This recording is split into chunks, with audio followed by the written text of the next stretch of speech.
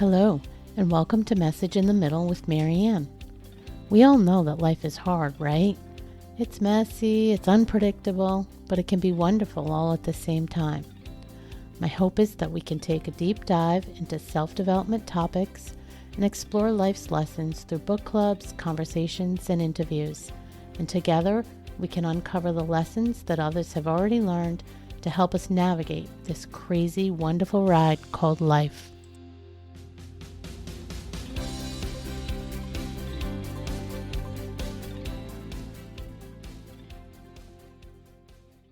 Hello and welcome back to Message in the Middle with Marianne. If you're new here, thank you so much for checking out the podcast. And if you're back again, well, I certainly appreciate you taking the time to join us. I'm your host, Marianne, and today we're diving into a conversation about how we can best take care of ourselves, our whole self, mind, body, and spirit. Joining me for this conversation is Jane Dye. Jane is a registered nurse, a board-certified holistic health coach, a certified grief educator, and seasoned expert in integrative wellness, and she has over 30 years of nursing practice, many of those in a psychiatric setting. Jane made the intentional decision to shift her focus from hospital walls to heart-centered coaching. Through her company, Presido, she supports individuals navigating everything from lifestyle changes to profound loss. What makes Jane's work so impactful is the way she blends clinical expertise with ancient wisdom, grief education, and spiritual connection. She's trained in over 100 nutritional and psychological methodologies, including NLP, family systems work, neuroscience, and heart science, and she's currently expanding her services to include grief support through the David Kessler Grief Educator certification. Jane, welcome to the show. Thank you, Marianne. It's such a pleasure to meet with you and be able to speak with your audience. I think it's worthwhile to set the stage at the start of this conversation and just say that you are going through a bit of a transition yourself with focusing, or at least bringing in a focus on a lot more of the grief work and the grief education than you previously had. So I guess to help with some of the context around that shift, let me ask you to share with our listener what prompted you to get into this space, because I think people will be able to relate to and understand why you feel so passionate about this work. Thank you. Well, the sad reality is that people die unfairly, randomly, suddenly, after long illnesses. People die young. They die when they were starting to get better. There's just so many reasons where we think people are going to continue to live. But in January of 2023, my middle son, Christopher, suddenly died tragically. And he did have some medical concerns that led to his death, but it was unexpected. And, we were devastated. He, his father, my husband, his two brothers. And, it devastated the world. It's brutal. It's really brutal. And through reading through David Kessler's books, as well as several other grief experts, I knew that I had to find a way to find meaning after this loss. Yeah. And I'm being a coach and having been in that space, it was a natural transition to think that I could help people like myself who are trying to understand the grief process and what we can do to show up to our lives in a way that's in alignment with what we want to do and how to honor our loved one's life. I'm curious, now that you've gone through the training yourself and you're educating others, has your perception of how to deal with grief evolved? Tremendously. How so? For whether this is to my advantage or disadvantage, at the time of my son's death, I had lost 3 out of 4 parents, including my husband's his father. So my parents, his father, had lost a nephew who was only 2 years old. I had lost friends. And as a nurse, I witnessed death and dying on a regular basis. Yeah. And I can tell you that nothing really prepares you, especially for the death of a child.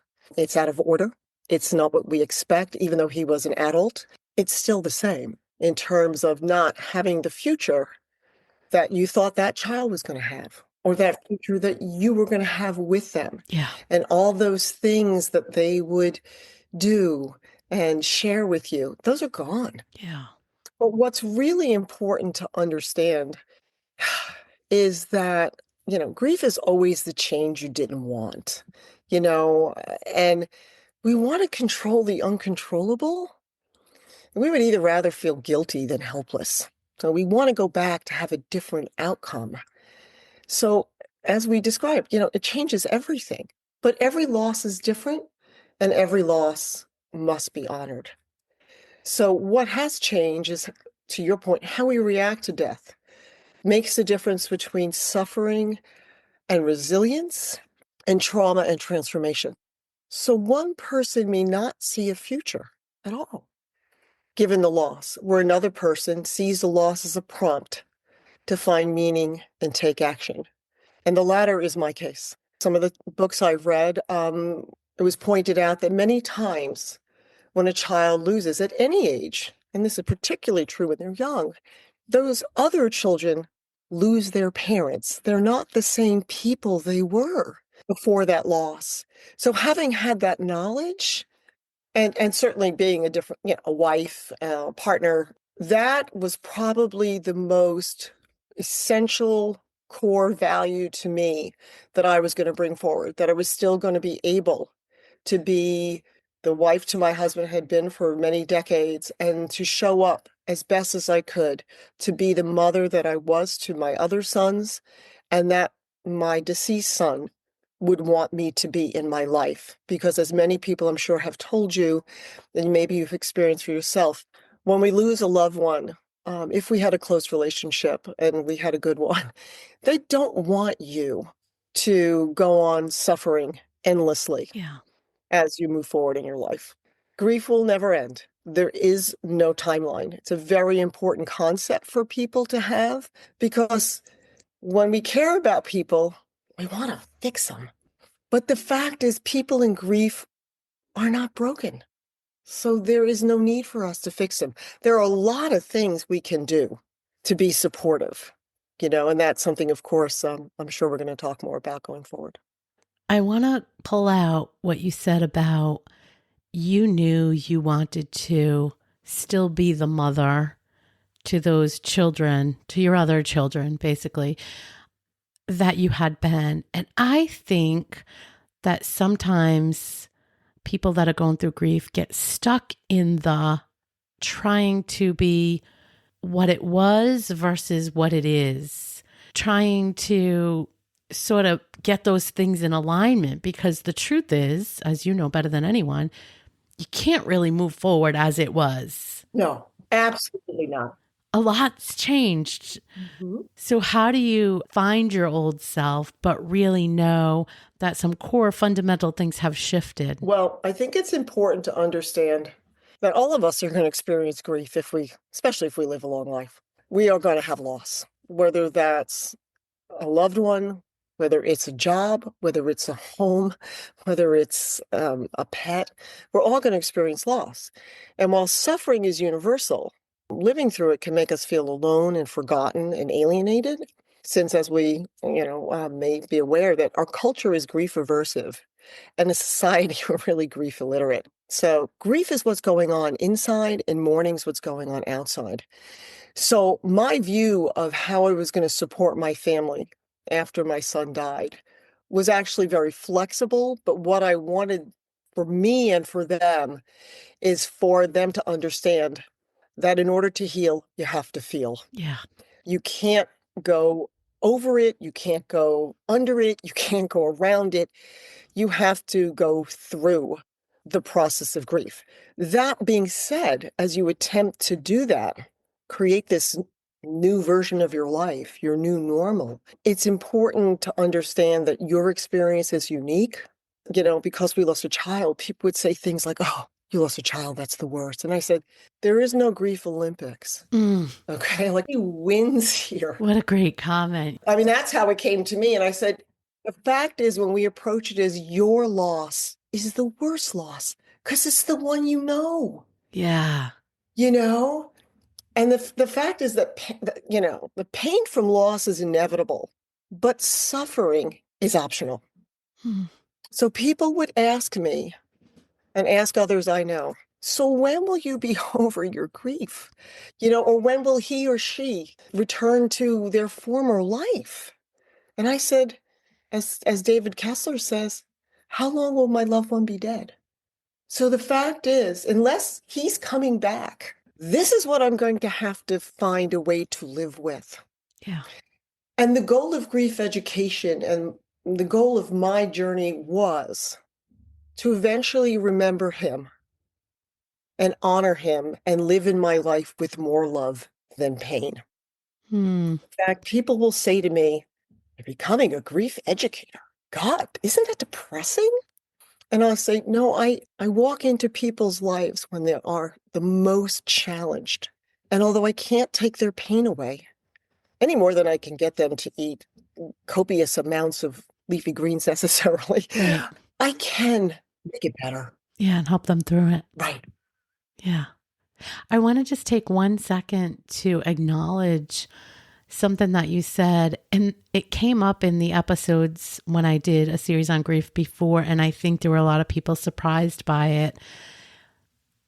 Grief doesn't have to be a loved one dying. It can be the loss of a job or a pet or a home you thought you were going to be able to purchase and it fell through. Or there's probably a million other things you can come up with as examples that I can't think of off the top of my head. But I think that those things get overlooked and we don't always think about them like that. And therefore, we don't always give them the time or the attention of working through our feelings around going through those scenarios. Absolutely. There's no question about it. You know, grief is in proportion to the love, whatever that love was for. And to to integrate it into your life where you can hold that state of grief, that you will experience what we call grief bursts and love bursts.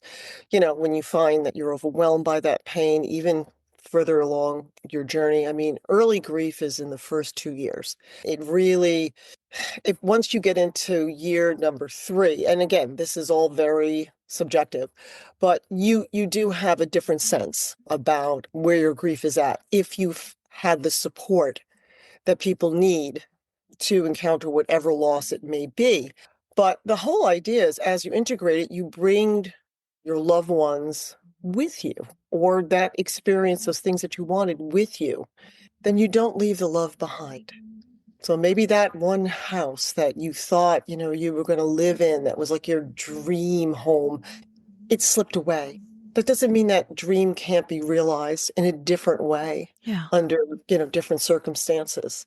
So it is important to understand that all losses are perceived that way. I mean, when my younger son, and I was speaking with about early on, he had somebody who he worked with who was very helpful. And she had said to him, I didn't have a loved one die. She goes, but my engagement ended. Hmm. So she was in grief over the future that she thought she was going to have. Yeah.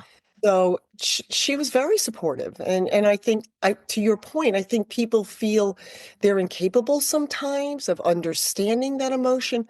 All of us have lost something of importance. Yeah. One may be perceived as larger, but again, your loss is the worst loss. Nobody gets how it's affecting you. I think it's what you said just then. I think it's that people tend to shy away from putting their loss on the table, if you will, because maybe it's not as big as somebody else's loss. But I think it's so important to level set and just start changing the dialogue, changing it so that people do realize, to your point, there's no Olympics. We're not in competition. Everybody can have their own set of grief. It's not something that we have to compare. And there's nothing hierarchical about grief either. So as a grief educator, I don't teach and fix. I serve the person who brings to me what I need to learn to honor and help them through their unique grief experience. Mm. because everybody has a different background, everybody has different life experiences. So there are some things that, really do help and some things that really don't when we're trying to support people. And if you'd like to explore them, we can certainly. Yeah, let's talk about a few of them because I think some of the things that can help are surprising to folks. So let's see what's on your list. Okay. So first, if you will indulge me, I'd just like to share with your audience what has been suggested is the 6 needs of grieving by David Kessler. And this is for any loss. That's to have your pain witnessed. Number 1, most important.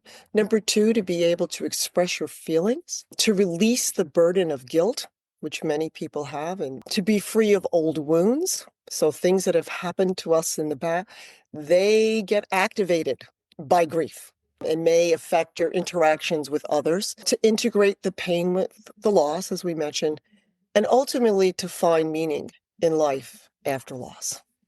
So the best traits that someone can possess and express in supporting somebody in grief is to be just that, supportive, but not trying to fix it. You can't fix it. They're not broken, but there is no fix unless we can bring that loved one or that situation that you're grieving back. That you understand that it's about feelings, that you're not telling anybody what to do per se. You're not giving advice. One of the greatest little statements that I learned from David Kessler is that unsolicited advice is criticism. Mm, Basically telling somebody they're doing it wrong. I think that's true regardless of the topic, right? It doesn't just apply to grief. Right, exactly. So it's a very universal statement, Yeah. regardless, and I think it's a great one that I keep close to my heart. Um, Admitting that you can't make it better, Mm, really understanding you can't make it better, not asking for someone or something to change feelings, recognizing the loss and that it's not time limited. Those are the best traits. The worst traits, they're not just antonyms, but wanting to fix a loss, that somebody is more concerned about their own discomfort than taking that risk to try as clumsily as they might yeah. to share their love and their support. That they are directive in nature, as we just said, about advice, that they try to rationalize or try to explain it in some way that makes sense to them, that they may be judgmental, that they may minimize the loss or put a timeline on it. So, we want to make sure the most important thing we can do, whether we're a peer or we're a professional, is to witness people's grief. And something as simple as just sitting with someone in their pain is so helpful. You don't have to have the right words.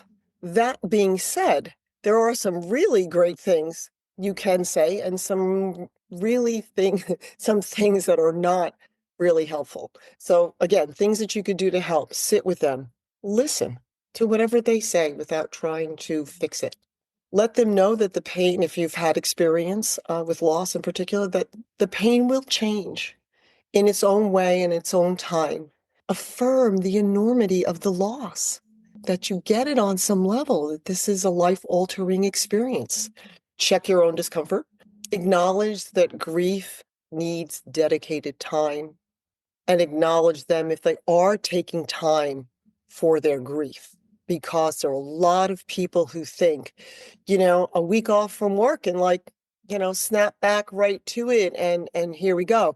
The fact is, neurobiologist, and she's a neurobiologist, I believe, Dr. Mary Catherine O'Connor. She has a book out recently about the physiological effects of grief. And, it changes all of our organ systems. It's highly inflammatory, and that people have a full body response around their grief. And, people have heard about grief brain and things of that sort, where people are confused or disoriented.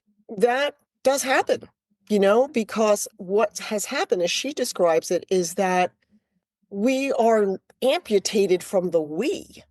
So we have to figure out how we go forward when that relationship was what we knew our future was going to be. And what we've lost takes a lot of recalibration to see how we live without that. Hmm. So some of the other great things you can do for someone if they're in grief is that know that they're thinking and feeling that they love for you to tell them, excuse me, all right, me as well, when you're thinking about my person. And it feels really good to hear people tell stories about your loved one or your dream, whatever that might be. That's such an important one to accentuate, because I've heard over and over, and others that I've talked to on this topic always bring up the fact that for many of us, we're often scared to mention. So you don't want to mention the person that's gone because you're afraid you're going to make the person think of their lost person, which is quite silly when you really think about it, because they're going through the grief process. They already are thinking about that person, right? But I think we're afraid to be the one to make them think about it, to make them feel bad. And the truth is that, I mean, what I've heard from so many others is it helps far more than it hurts. Absolutely, because you're thinking about them anyway. Yeah. Because when you don't bring them up or say their name, you're basically not attending to their life. Because what we are working towards, as we said earlier, is getting to a point where you can hold both states. Yeah. That you can desperately miss whatever it is that you're grieving, but you can still remember some wonderful aspects about it so that you can still have that connection. And that's really the key to healing. Meaningful connections will help you heal. I mean, when people are early in grief, whatever that loss is, they can't be bright-sided. You can't tell them how things are going to get. It's going to be good. And so many people will say, I just don't have any hope Yeah. for the future. And that's not necessarily a red flag, but what you can always say to somebody if they say that to you is, well, I have hope. I know people who have healed, and I'm going to hold that hope for you until you can hold it for yourself. I love that. And that's huge. So in that line with holding hope for people, don't ask them about how if it's a death, about their deceased one's illness or how they died. Don't tell them to be strong. You know, don't ask them, to your early point, don't ask them how they're doing. Just They're not assume doing they're well. breathing, they're thinking about their person. Um, and if you do decide to send a message, whether it's a call or a text or an email, just letting them know, that you're thinking of them is so, so lovely. But you might want to add, there's no need to respond, because that relieves the pressure of the expectation to reply. It's like some people will say, with the best of intentions, tell me what you need. How can I help? And it's like, now I need to be responsible for you to tell you how to help me. Yeah. That's a hard one because the intention is great.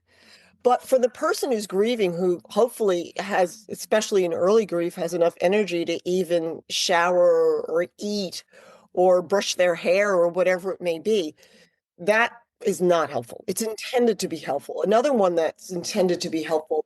Wait, before you Yeah. go off that one, I just want to say, as an Mhm. alternative, what I've learned is you come up with I'm going to just drop off some groceries on your doorstep. Perfect. That's it. Or I'm sending a meal through Grubhub or Food Eats or whatever you guys have at your house, right? You come up with something instead of saying, what do you need? Mhm. Whatever it is, I'm going to come do your laundry. Right. Suggest something and put it out there so that they don't have to think about it, but know that just those little common day-to-day chores can be really helpful in the moment. Absolutely. It was beautifully said. And one of the other things that we try to express to a griever is that when somebody does ask you, what can I do to help? Be direct. Yeah. Like, say, could you walk my dog at 3 o'clock or what, Yeah. do the laundry, whatever it is that comes to mind that would really help relieve the burden of those additional tasks. Because lots of times, our roles change Mm-hmm. as a result of loss. Mm-hmm. Things that we maybe didn't do before because our loved one did them, or we were in a different living situation or whatever, it changes. And it can be confusing, it can be overwhelming. Somebody suggested also that you have a really close loved one make a list. So, somebody close to you that knows you really well, knows what you need, knows how your life operates. Maybe they can make literally, this person talked about in an Excel file that just had a list of things. And that way, anytime somebody asked the person what they needed, they literally could just go down the list. That's a brilliant idea. And they didn't have to think about it. The sister had made the list was handy, put it everywhere. So when anybody asked, actually, even the sister sent it out in an email to a lot of the close family and friends. I just thought it was such a great idea because then It's a great idea. It really is. And that kind of level of creativity where somebody, it will be appreciated Mhm. forever. Yeah. That, Yeah. that appreciation. My son had an apartment and not too far from where I lived, and it had to be cleaned out.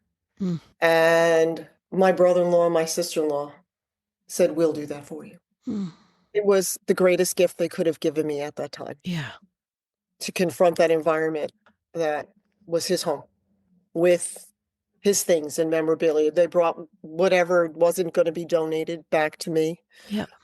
And that was tremendously helpful. So to your point, people who were closest to you, who know you, who might have some sense of what they can do. I had neighbors who dropped off groceries. They did some yard work. They just did things that were, without even asking, were really helpful.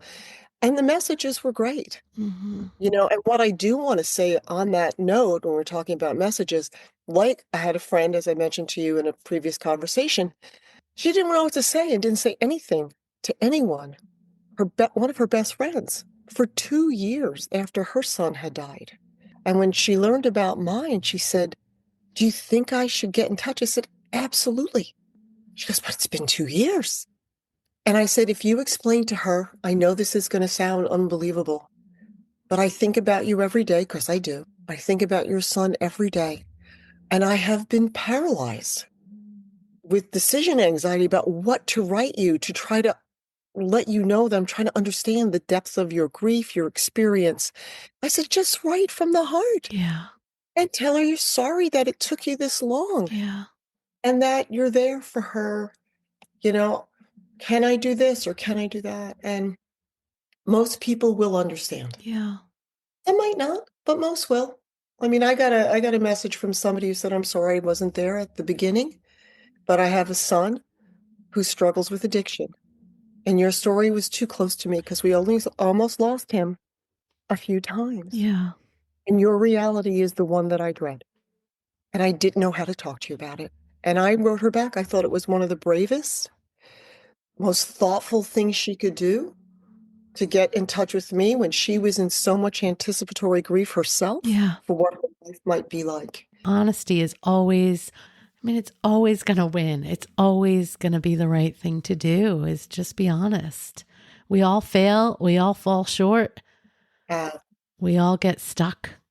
Just be honest. so on that note, may I share with your audience the worst things to say to someone? Yes, sure. I'm scared, but yes. No, it's not as bad as it sounds. Just some guidelines, which I really think, knowing these, were very helpful to me, even before my loss, is that anything that starts with "at least" should be out of your conversation. At least she lived a long life. At least she wasn't in pain. Nobody wants their loved one to suffer. I mean, this is a given. But that kind of just is a really hard one to hear when you're in grief. No cliches or platitudes. Time heals all wound. Everything happens for a reason. He's in a better place. Be strong.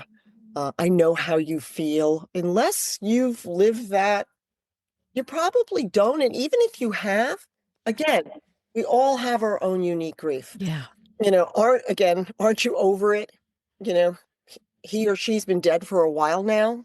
I mean, somebody actually said that to my husband in his workplace. I mean, it was like, oh my God. Um, you still have another child. For Mm. people who lose young children, like any child could ever be replaced. That will never be. She was such a good person. God wanted her to be with him. She did what she came here to do, and it was her time to go. And I can't imagine what you're going through. Instead, the better thing to say is, I can imagine how difficult the journey may be. I want you to know I'm here for you in whatever way is meaningful for you. So these are just some ideas that can help people to feel a little braver and know that any connection, as you said beautifully, in truth and with the desire to provide some compassionate care will absolutely be appreciated. Always. Always. Do you think there's a lot of misconceptions out there about grief? I mean, the standards around time, sure, and Oh, it's a tremendous. In fact, even the psychiatric world has argued at length, and I believe it was 2022, in order to get people help through insurance and other supportive paradigms. There used to be a diagnosis for somebody who could not really return to activities of daily living even, and that's a really I don't want to get in trouble here with the actual definition, but it was called complicated grief, which meant all grief is complicated, essentially. I was just, Yeah, I saw your I face. rolled my eyes. I rolled my eyes for those that are Yeah, there listening. you go. Exactly. So all grief is complicated, but at the point where your functioning is severely limited. But they decided in 2022 to change that to prolong grief. So what that basically says is there is a time Yeah. grief should be, and then it should be over. Yeah. And that is when your life is over, depending upon, your loss. And I think that, there's a lot of misconceptions about, I mean, it started so interesting as societies.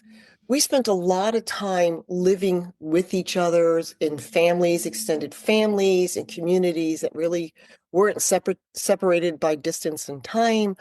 And we did do all of the processing in the wake of loss, especially around death. Then we got into like the Victorian age and things started to change. There was an idea of, you wore black.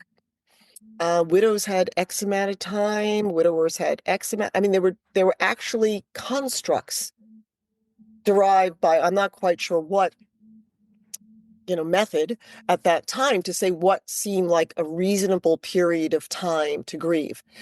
And then when we had, World War I, and then we had the Spanish flu, and we moved into hospitals, and more people were separated in a lot of ways. So they lost the understanding of how to care for people who were dying, and also for the dead and for their family and in their workplace.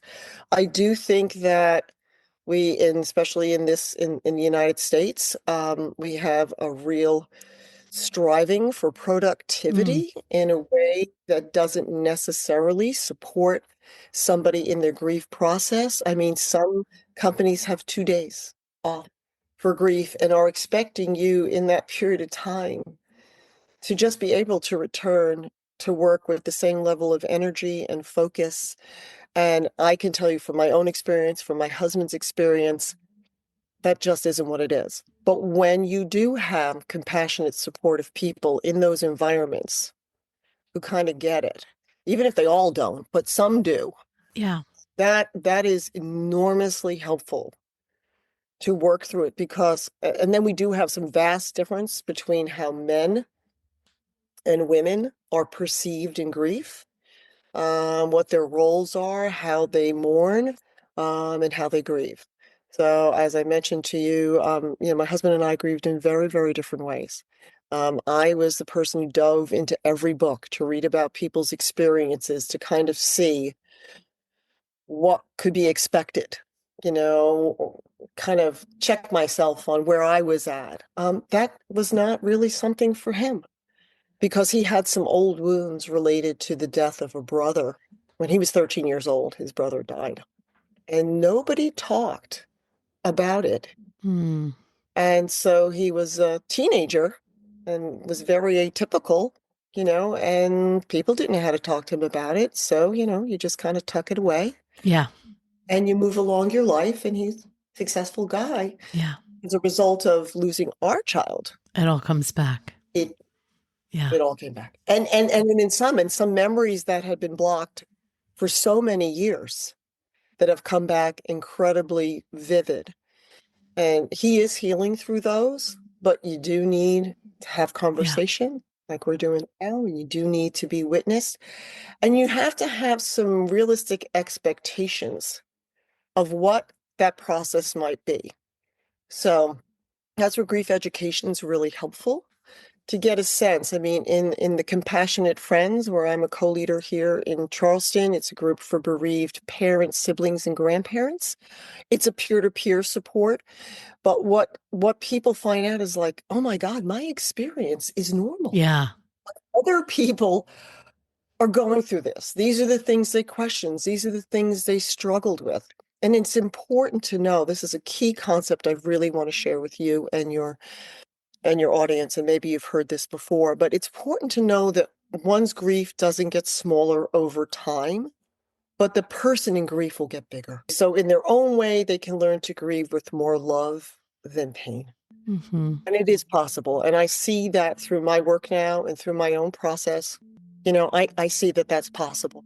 There is a point in the beginning where that vision's not possible. So to your point, if we don't understand that in our relationships, whether they be personal or professional, we really lose an opportunity to understand the truth of things and be able to respond to it in that way so that the griever gets help and the helper knows they're doing what they can to make a difference. And in helping others, just like you're doing with your podcast, we connect in a way that's meaningful, and we can take that with us. And it does plant those seeds of hope.